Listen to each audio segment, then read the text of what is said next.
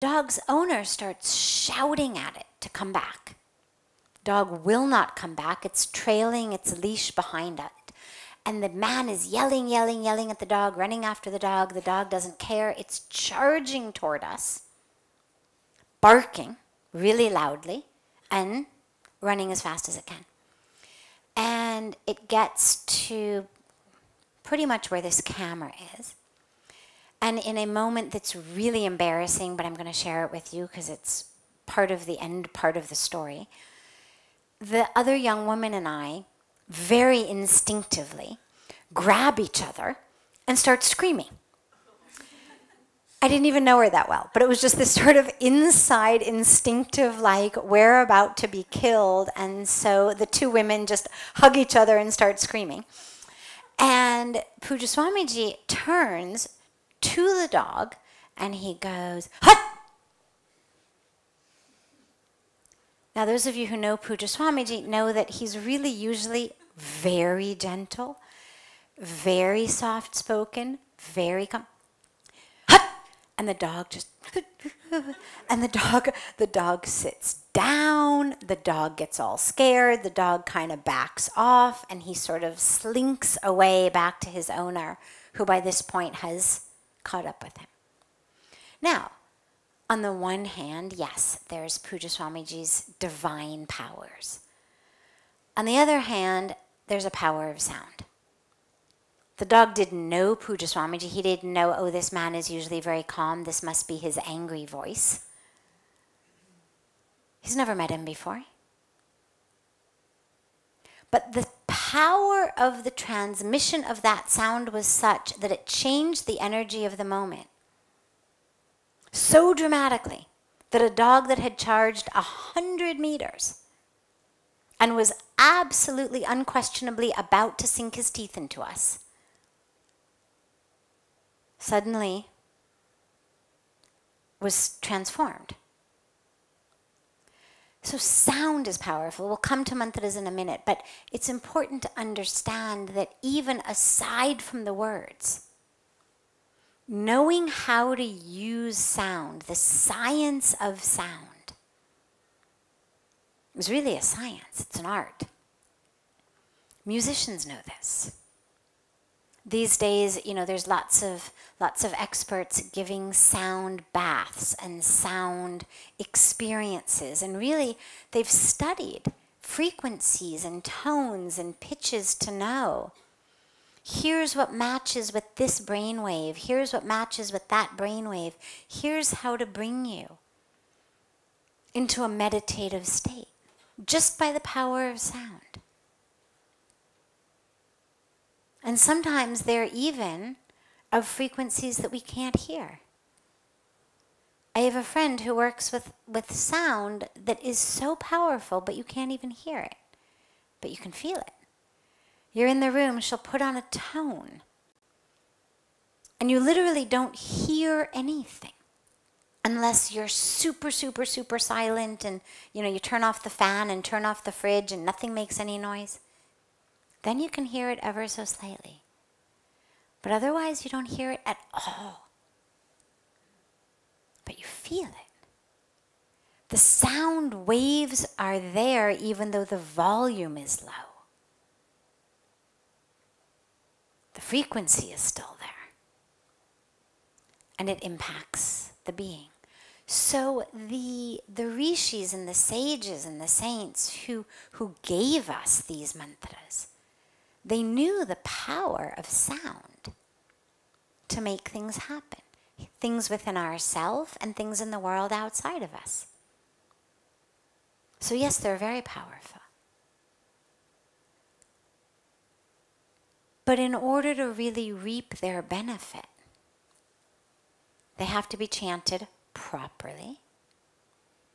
They also have to be chanted with an open heart. I mean, it depends what you're chanting mantras for. But they absolutely work. Now, if you're talking about the real sort of alchemical stuff, you need experts. There's certain ways, there's certain pitches, there's certain speeds, there's certain volumes, there's certain numbers of repetitions. It's not a magic wand unless you're looking for it to just change you. It is a magic wand to change you.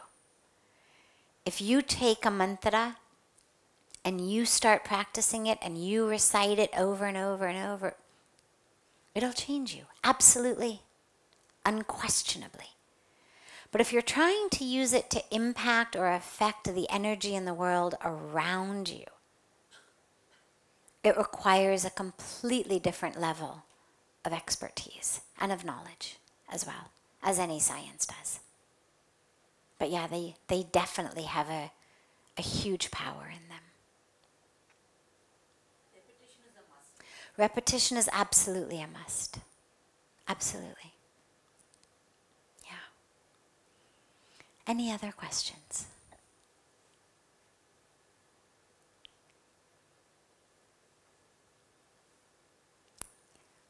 Yeah. Is there anything called a calling in life? There is, but not really the way we think about it. You are being called. You are being called to be you in the highest, fullestness of who you are. That which expresses who you are the most. We tend to think of callings as, oh, I have a calling to be this profession or that profession. Sometimes it happens. But it's actually really rare. From what I've seen, if you take 100 people and you ask them, have you had a calling? Has that calling stayed consistent through your life? Even when you do that, do you feel that is your calling? You're going to get a tiny, tiny number. You'll get some. You'll get some who say, yeah, from the time I was 5 years old, I knew I was meant to be a fireman. I've never wanted to be anything other than a fireman. Even now I'm 50-something, but I'm so excited. It's been 50 years of me as a fireman, and I know it's dangerous, but even if I lose my life in it, this is what I'm called to do. Every minute that I fight fires is a moment I'm connected to God. You'll find a couple of those. A couple. Most people, it's not like that. Because a calling does not necessarily have to be a career, and that's the mistake we make. Is that I'm going to have a calling, and that calling is going to somehow fit into a box that's going to pay me a salary. It's going to give me an office. It's going to be my livelihood. It's going to be a calling that other people are also going to see and appreciate. Calling doesn't have to be that. But that's where we go off, where we get sort of astray. So, and a lot of people have different callings every day or every week or every month. A calling to do this, a calling to do that. If you're in touch with your intuition, you'll find that you have callings on an hourly basis. Called to pick up the phone and reach out to that person, only to find out when you do that their mother just died 2 hours ago. And they were falling apart, and oh my God, how did you know? You'll get callings for that. So a calling doesn't have to be, this is what I'm going to do 9 to 5, Monday to Friday, every day for the rest of my life. I'm going to get paid to do it. I'm going to move up a ladder of it. Calling is just an ability to hear the ringing of your own heart. Literally. Someone's calling. Can you hear it? And sometimes it's going to say, you've done enough today. Go to sleep. Sometimes it's going to say, call this person. Sometimes it's going to say, tonight's not a night for sleep. Stay with this. It's going to go somewhere. It's going to bear fruit. This is important. You're in the flow. Sometimes it's going to say, walk over to that bookshelf, pull out that book and open it, because the page you're going to open it to is about to change your life. Sometimes it's going to say, go out for ice cream. Not necessarily because you need the ice cream, but because when it's your taste buds that say go out for ice cream, that's not a calling. I'm talking on a deeper level. Go out for ice cream. Oh, okay. But I'm on a diet. But go out for ice cream. And you feel the difference. It's not the yearning of the taste buds. It's the calling of the heart, the ringing of the heart. And you go out, and walking to get ice cream, or standing in line at ice cream, you meet the person who becomes your soulmate, who is your soulmate, who you had to get out of the house to go buy ice cream to find. Or on your way to buy ice cream, there's a homeless person who says, Ma. And you're able to give something to the homeless person who otherwise would have died that night. Who knows? The calling is literally to be able to hear your heart ring and to have the faith to follow it. But not to think it's going to necessarily lead you into a career. It may be a lifetime of when to get ice cream, when to call this person, when to open what book, and a very boring job that you do to pay the bills. The two don't necessarily have to go together. So as long as you realize that, then yes, there's definitely a calling. Just don't think it's necessarily going to end up in your career. Because then you'll just be frustrated. And you'll miss the ringing of your heart, because going out to get ice cream has nothing to do with what most of us envision our career as.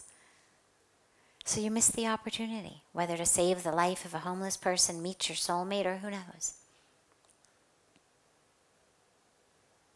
Who knows where it's going to lead? But we have to listen. Yeah. Wonderful. Have a wonderful and beautiful rest of your evening. And I look forward to seeing you tomorrow night.